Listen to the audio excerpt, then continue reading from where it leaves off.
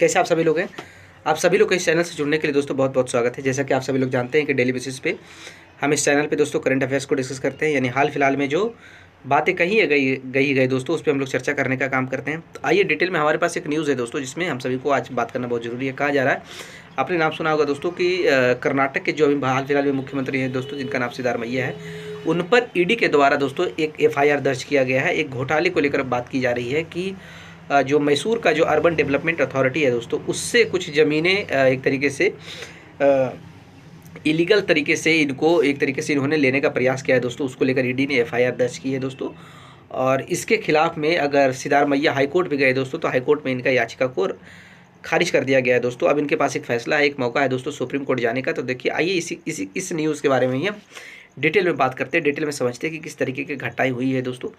कहा जा रहा है कि मुख्यमंत्री सिद्धारमैया के खिलाफ ईडी ने जिस तरह से मैसूर शहरी विकास प्राधिकरण मूडा, आप कह सकते हैं इसको शॉर्ट में दोस्तों, मूडा स्कैम मामले में FIR दर्ज करने की कार्रवाई की है दोस्तों, उसके बाद यही कह सकते हैं कि इससे एक तरफ सिद्धारमैया की मुश्किलें बढ़ेगी दोस्तों।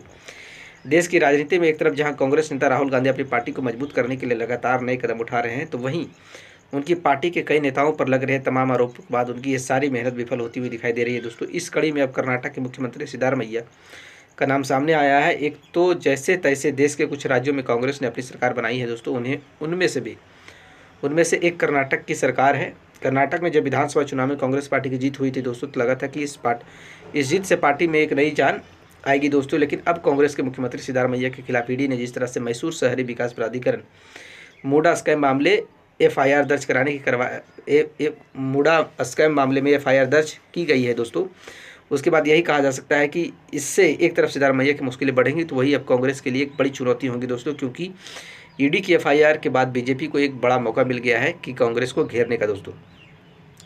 वहीं ईडी द्वारा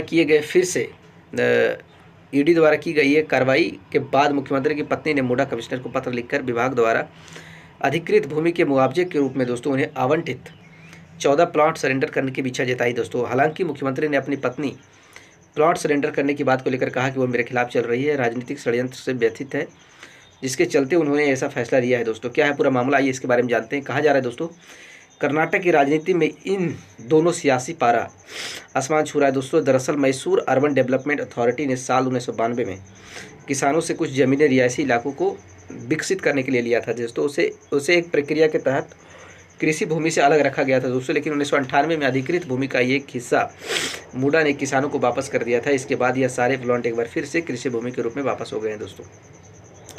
अब इसी के बाद यह पूरा मामला जन्म लिया है दोस्तों, जब साल 2004 में सिद्धारमैया की पत्नी पार्वती के भाई BM मल्लिकार्जुन ने इस भूमि का 3.16 एकड़ खरीदा था दोस्तों। उस वक्त राज्य में कांग्रेस और GDS की सरकार थी दोस्तों। तब सिद्धारमैया राज्य के उप मुख्यमंत्री हुआ करते थे। तभी यह मामला प्रकाश में आया कि इस जमीन को एक बार फिर से कृषि भूमि से अलग किया गया था दोस्तों। लेकिन जब जमीन का मालिकाना हक लेने के लिए सिद्धारमैया का परिवार पहुंचा, तो लेआउट विकसित हो चुका था दोस्तों। अब इस मामले में मूडा द्वारा मुख्यमंत्री की पत्नी को आवंटित 14 प्लॉट में अनियमितताओं के संबंध में दोस्तों राज्यपाल थावरचंद गहलोत द्वारा दी गई मंजूरी को बरकरार रखा था।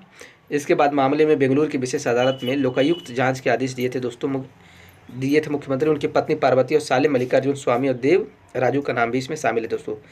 सिद्धारमैया की पत्नी ने पत्र में क्या लिखा दोस्तों, आइए इसके बारे में भी बात करते हैं। कहा जा रहा है, कर्नाटक के मुख्यमंत्री सिद्धारमैया की पत्नी ने उनके पति के खिलाफ फिर FIR दर्ज होने के बाद दोस्तों मूडा के कमिश्नर को पत्र लिखते हुए कहा है कि मैसूर के विजयनगर में जो 14 प्लॉट उन्हें आवंटित हुए उन्हें वापस करना चाहती है। उन्होंने अपने पत्र में साफ तौर पर लिखा है कि मैं भूखंडों का कब्जा भी मैसूर शहरी विकास को वापस सौंप रही हूँ। कृपया इस संबंध में मूडा जल्द से जल्द अपनी जरूरी जो भी फैसले लिए गए उसे खत्म किया जाए दोस्तों। मुख्यमंत्री की पत्नी का यह फैसला तब सामने आया जब ईडी इस मामले में कार्रवाई तेज की है, जिसमें लोकायुक्त की प्राथमिकी का संज्ञान लेते हुए मुख्यमंत्री, उनकी पत्नी समेत कुछ अन्य लोगों के खिलाफ इस मामले में धन संशोधन का मामला दर्ज किया गया है दोस्तों। अपनी पत्नी के इस फैसले के बाद से मुख्यमंत्री की प्रतिक्रिया सामने आई है, जिसमें उन्होंने कहा है कि मेरा शुरू से रुख अन्याय के खिलाफ बिना झुके लड़ने का रहा है दोस्तों। हालांकि मेरी पत्नी जो मेरे खिलाफ राजनीतिक साजिश चल रही है उसके चलते इतना बड़ा फैसला लिया गया, जिसको सुनकर मैं स्तंभ हूँ दोस्तों। हाईकोर्ट से भी निराशा लगी थी हाथ दोस्तों।